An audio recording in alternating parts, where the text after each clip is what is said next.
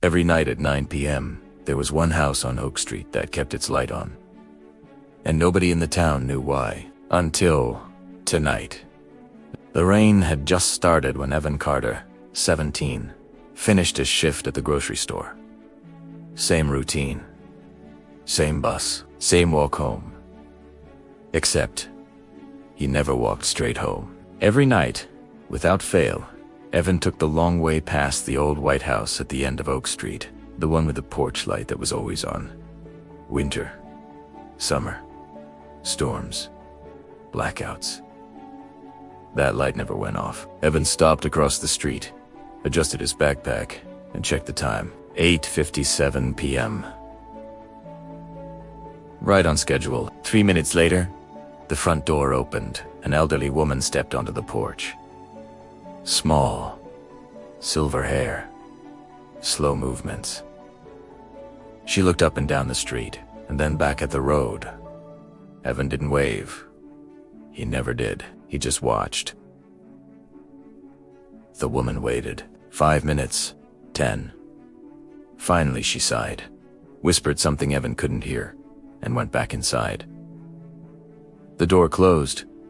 The light stayed on. Evan felt that familiar ache in his chest. He whispered to the empty street, "Tomorrow, I promise." Evan's mother noticed it months ago. "Why you always like getting home?" Evan shrugged. Long walk.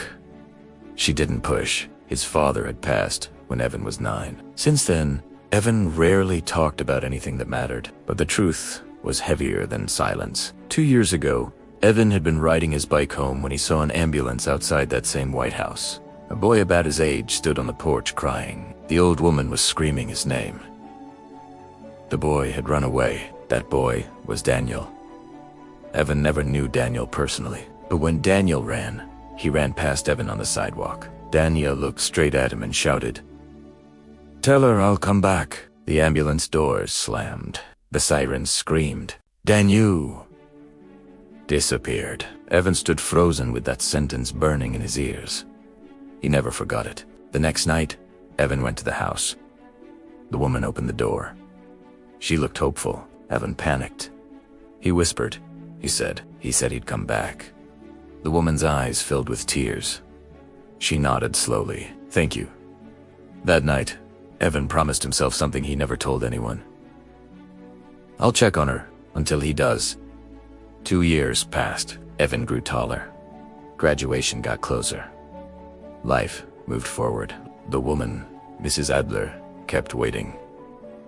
Every night at 9, light on, door open, eyes searching the road. Sometimes Evan almost walked up and spoke, but what could he say? "He's not coming tonight," felt too cruel. "He'll be here soon," felt like a lie. So Evan kept the promise the only way he knew how. By being there. By not letting her wait alone. Tonight, something was different. As Evan crossed the street, he noticed the light wasn't on yet. The porch was dark. His heart tightened. He hurried toward the house. The door creaked open. Mrs. Adler stepped out. But time. She was holding a small suitcase. Evan froze. She didn't look down the street. She looked straight at him. Their eyes met for the first time in 2 years. She smiled. "You finally decided to say hello." Evan's throat locked. She continued gently. "It's okay, dear. I know why you've been coming."